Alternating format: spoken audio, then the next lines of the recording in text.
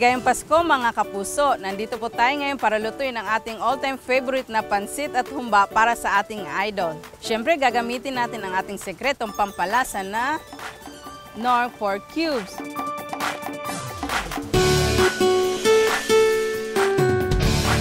At ngayon po umpisa na natin ang pagluluto ng pansit bami.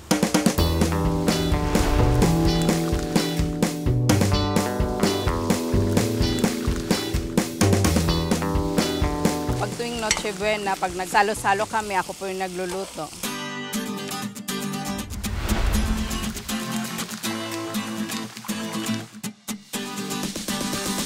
Ngayon po ilalagay na natin ang Knorr pork cubes.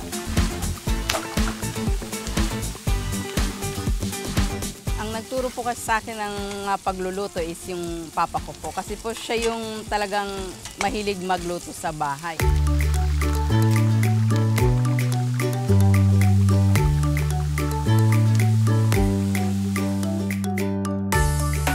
Iiwan lang po natin ng mga 5 minutes in a low fire po. Tapos, okay na po siya.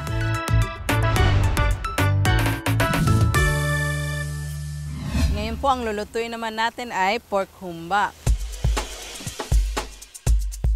Mamarinate po muna natin siya ng mga at least 3 to 4 hours. Ang pagkakaiba po ng pork humba at ang adobo is, ang pork humba is may sugar at may tausi. Ito po siya ay nag-aagaw ng alat at tamis. Tapos po pag kumulo na, hihinaan na po natin ang apoy hanggang sa lumambot po siya. Nakakatulong ang Knorr pork cubes dahil para sa akin nanunuot talaga ang lasa nito.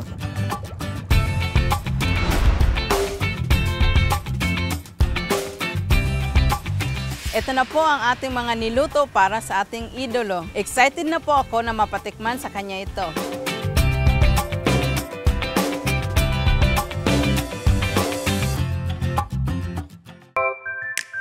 Aba, parang ako naman na-surprise. Ikaw ba may gawa nito, Abby?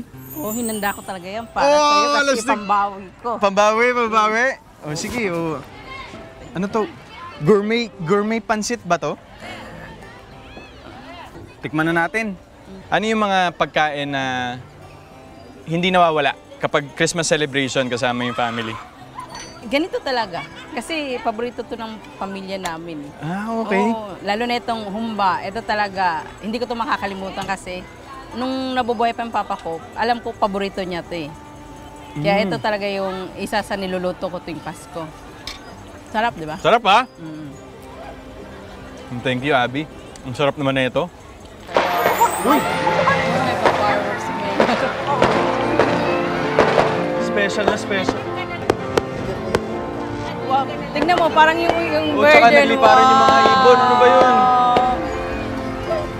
Wow! Ang ganda. Ba, Merry Christmas nga naman talaga. Totoo. Ayun o. Ang lakas mo naman, Abby. Ang lakas makapelikula, no? Opo, tingnan mo, ang ganda. Kung meron tayong pelikula, anong title? Once in a lifetime? Uy, panis. Once in a lifetime.